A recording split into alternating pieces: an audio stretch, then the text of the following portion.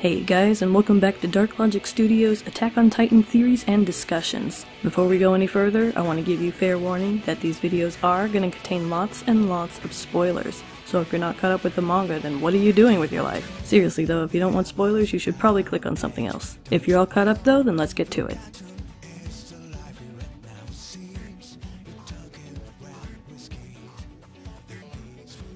Alright guys, so let's get to the rest of this chapter.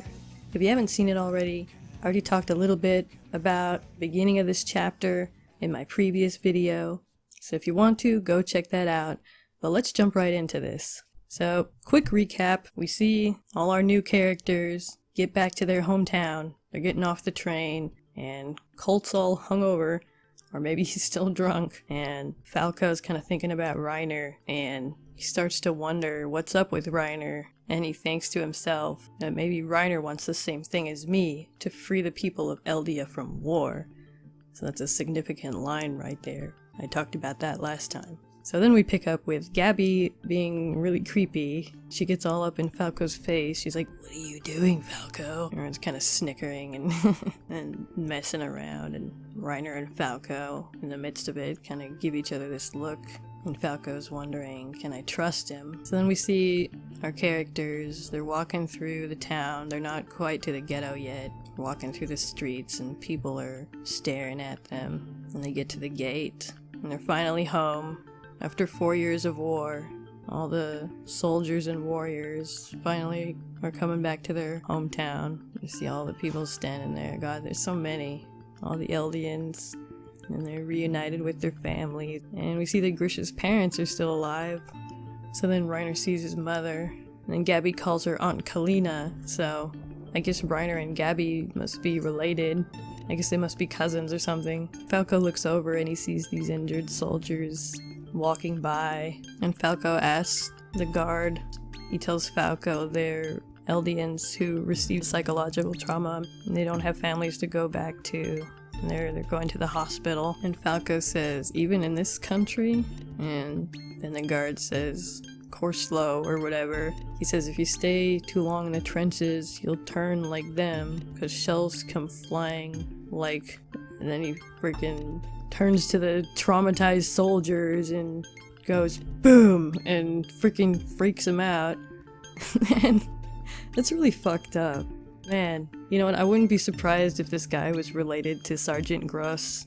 Like, I mean, he kind of looks like him. Maybe he's like one of Gross's sons, one of the sons he was talking about, who he let watch him murder Grisha's freaking sister by letting her get eaten by those dogs. I would not be surprised if that was one of Gross's freaking kids. Like, fuck. You know, I think if there's any character in this manga that's actually evil, it was probably Sergeant Gross. And I think he may have left an impact on his offspring. But anyway, that's pretty fucking mean. So Falco, being the nice guy that he is, he tries helping him out and calming him down.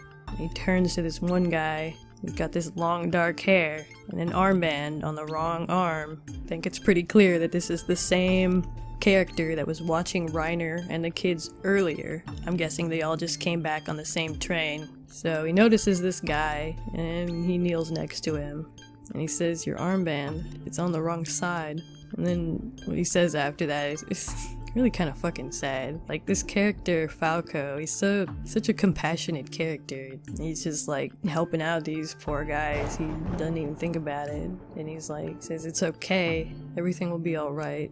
You don't have to fight anymore. So fucking sad. Man, so this guy, he's missing a leg, he's got an eye patch. And this character right here, this has got to be Eren. Like, I've already talked about this in a previous video, but seeing him now, I feel even more confident that this has to be Eren, because they're kind of covering his face. I mean, you don't see a lot of detail, but what you do see, it matches Eren's features. I mean, his hair's a little longer, and if you look closely, he looks like he's got a little bit of facial hair, but it's been 3 years since they got to the ocean. He's 19 now, so I have a feeling that he's gonna start looking a lot more like Grisha. I bet when we actually do see his face, his full face, it's probably gonna be a fucking trip, because he's probably gonna look so much like Grisha. Like, history really is repeating itself. Like, it's kind of scary. And this chapter in particular is screaming with parallels. It's insane.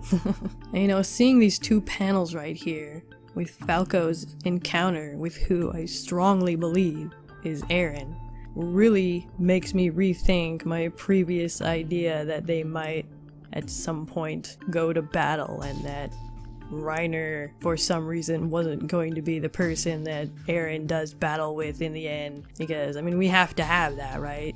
We have to have Eren and Reiner have another battle. He's like the main antagonist. He's the guy that Eren's always fighting, so it's gotta be Reiner. Now Falco, I'm thinking more and more, is gonna be somebody who's gonna flow against the tide. Like I was talking about in my video about Annie, there was a part where she was talking about people who flow with the tide and how she doesn't want them to be viewed as monsters, and that most people flow with the tide, and it takes a very rare individual to flow against the tide and to fight back. And at the time she was referring to Eren, but this could also apply to Falco, because I do think he's gonna be somebody who tries to change things. It basically even said it. That's what he wants, that's what he desires. He wants to free the Eldians from war, so they don't have to be used as weapons anymore, so they don't have to live in ghettos anymore and be these second-class citizens that are feared and hated by all the rest of humanity. So again, like I was talking about in my video about Falco possibly being the 9th Titan shifter, Falco and Eren have a lot of things in common,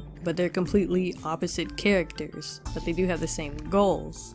Some people are saying that they think Falco is more like the Armin character of this side, and it very well may be true, because it's true, Gabby does seem more like Eren. She's more rash and into fighting and shit, while Falco is more reserved. So that could be a possibility too. But I do like this contrast between Falco and Eren, and they do seem to share some parallels. Isayama does seem to like to play with these kind of contrasting parallels, like Ymir and Krista. I keep going back to them for examples for some reason. I don't know, maybe it's because of the season 2, but like they have this common backstory, yet they're completely different people, and they've reacted to it differently. And that's kind of true for Eren and Falco. They have the same goals. They want to free the Eldians, and the problem with that is how they're gonna accomplish that. Falco's method would likely be, if it's aligned with the Marleyans' goals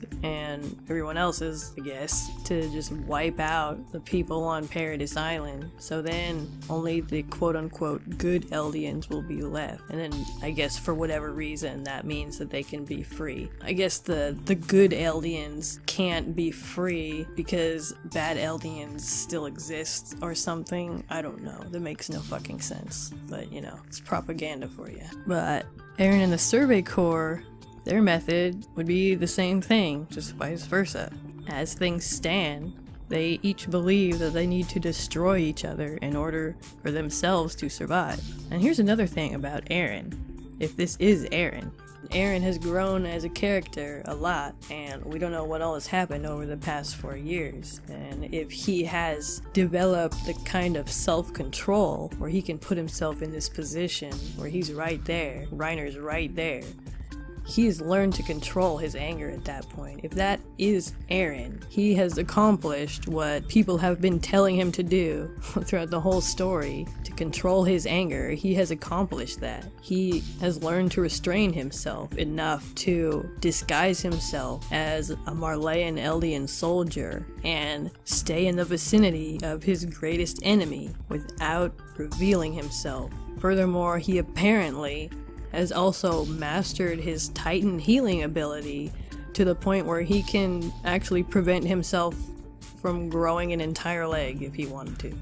Because there would be no other way that he could be an amputee and apparently be losing an eye. So that says a lot. If this is Eren, then that says a lot about his character right here, because he's in control. He's in better control than he's ever been, and I didn't know if he would ever get to that point, but apparently he has. So, and if the Survey Corps didn't trust him enough to be able to control his anger, they wouldn't have sent him on this or let him go on this mission. then again, we don't know if he's actually there with the Survey Corps. He may have gone off all by himself. Like, I talked about that in a previous video as well, because that's kind of what they were hinting at in episode 8 when Eren got kidnapped. So if all that is true, and Eren has disguised himself as a Marleyan Eldian soldier to infiltrate the Marley, does that mean that Eren purposefully cut his leg off and gouged his eye out so he could pass as a soldier, an injured soldier? Did he do that so he could appear less threatening, so people would be less likely to suspect him? If somebody loses a leg and they don't grow it back, that's a pretty good sign that they're not a Titan.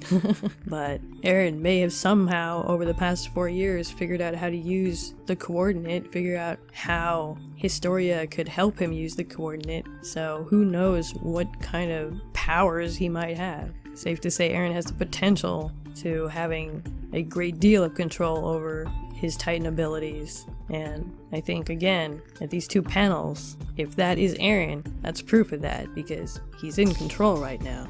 Completely in control. So, good job, Eren. You fucking did it. Let's give him a round of applause. So what does that mean then? What significance does that have for the story moving forward? If Eren has finally reached this point, it seems like this should mean something concerning what's gonna happen later on in the story. This is gonna change something. I don't think it's just so Eren can control his anger enough to infiltrate the Marley. I think something else is gonna happen, and I'm gonna talk about that a little bit later. But first, I want to mention something that I started thinking about while making this video.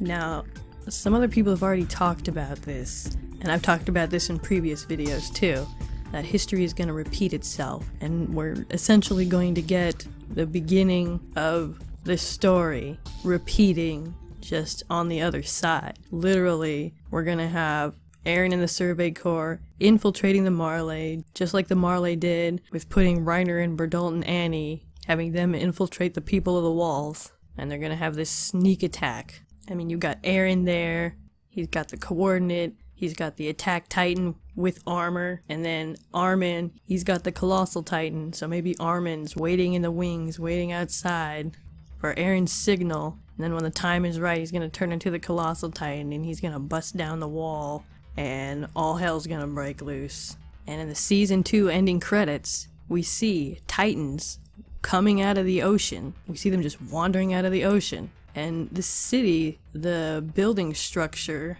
but it doesn't look like the houses inside the walls on Paradise Island. It looks more like the kind of architecture you see in the Marleyan cities. So what if Eren brought a bunch of Titans with him, and they're literally just waiting in the ocean? So what's gonna happen if that is Eren, and if we are looking at an attack on the Marley, if history is gonna repeat itself, and we're gonna get the same shit that we got first season, then what are they gonna do? How are they gonna accomplish this? So as I was editing this video and thinking about this stuff, some things started to come together that I think could be pointing to this happening, and could explain how they might actually get this done. So I started thinking back to Chapter 89, during the courtroom scene, when Eren realized that touching someone of royal blood, or being near someone with royal blood, enables him to use the coordinate. And at first I was really confused by this, like, what does this mean? Somebody is going to have to help him use the coordinate, and reason stands to believe that that person has to be Historia. That's kind of what it was hinting at. So, but it doesn't make a lot of sense to send Historia out into battle with Eren, because that's considerably dangerous, and we don't know how close Eren has to be able to use the coordinate on Titans or whatever, or how exactly it works, but I don't think that the Survey Corps and the people on Paradise Island want to put the last member of the Reese family and their queen in danger. They don't want to risk getting her killed. So how would Eren accomplish this? Even if that's him and he infiltrated the Marley and he managed to do that, how would he be able to use the coordinate if Historia wasn't able to follow him in there? And safe to say she's not there. I mean, that would be an incredibly risky thing to do. So, but of course there is one other person that we know of that has royal blood that just happens to be in pretty close vicinity to this guy who is probably Eren, and that of course is Zeke. So I started to think that maybe he's biding his time, waiting to get close enough to Zeke so he can just like jump on him or something, and then at that moment use the coordinate to call the Titans to attack.